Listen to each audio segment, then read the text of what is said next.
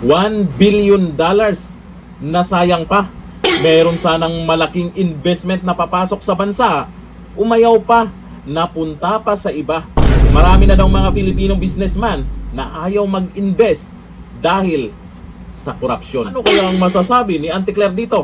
O eto, ang video. Para kumuha ng business permit, ang dami mong dadaanan.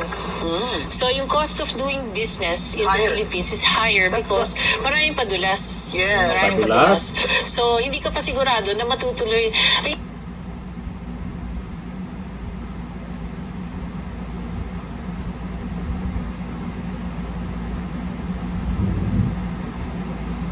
Yung sa Francisco Motors, they were going to invest here $1 billion. Grabe. Local company to, Francisco Motors. Kaya lang dahil sa red tape at saka sa ang daming hinihinging padulas, lumipat sa China.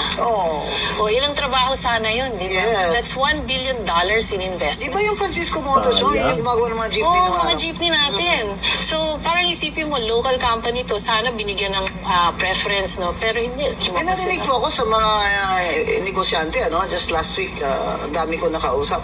Marami po sa ating mga negosyanteng Pilipino na may kapital ay hindi na po magninegosyo dito. Mag-invest na lang po sila sa labas. Yun na. Kasi yung flight capital po, hindi lang dun sa foreign investors na ayaw na pumasok, kundi Pilipino mismo na may kapital ay ayaw na magnegosyo po dito dahil ang daming corruption dito sa administration na ito ni BPM.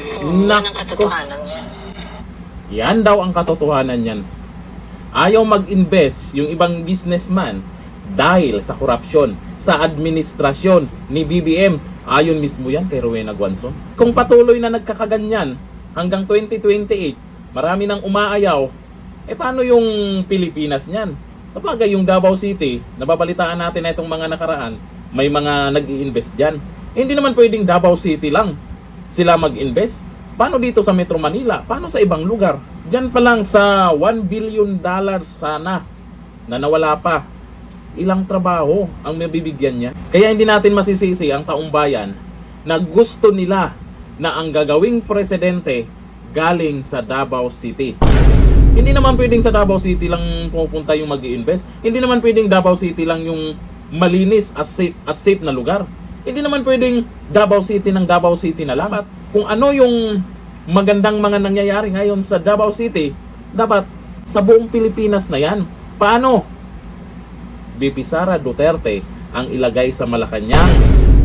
Kasi sa panahon ni Tatay Digong, marami na siyang ginawang paraan para maraming mag-invest dito sa Pilipinas. Yung pagkuha ng mga requirements at kung ano-ano pang pamamaraan para hindi naman nahihirapan yung mga businessman natin. Lalo na ngayon yung sinasabing padulas. Naku, maraming buhaya kasi na gustong-gusto ng ganyan.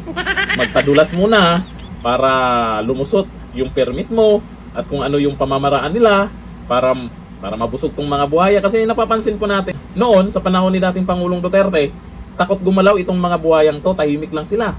Ngayon, naglalabasan na. Lantaran pa. Kaya sikat na sikat yung Pilipinas ngayon di ba? Binabalita na rin tayo tungkol sa korupsyon. Pero, pagdating ng panahon na si VP Sara na nasa Malacanang, magsiksikan yan sa kulungan. O ayon dito sa mga nag-comment. Sabi ni Dave Soba, mga BBM supporter dyan, anong masasabi niyo? O sabi ni Ed Mondihar, hindi naman dating ganyan.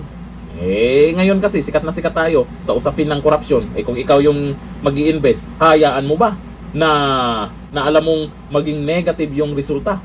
Sabi ni Danilo Balansag, sa Davao walang padulas, kaya umunlad ng todo dahil maraming nag-invest. Yun nga, andun na tayo, maganda sa Davao.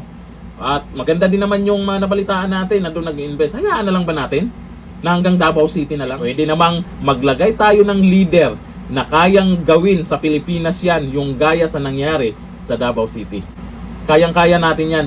Huwag lang magpapabulag sa ganyan. Hanggang dito lang, thank you. Bye-bye.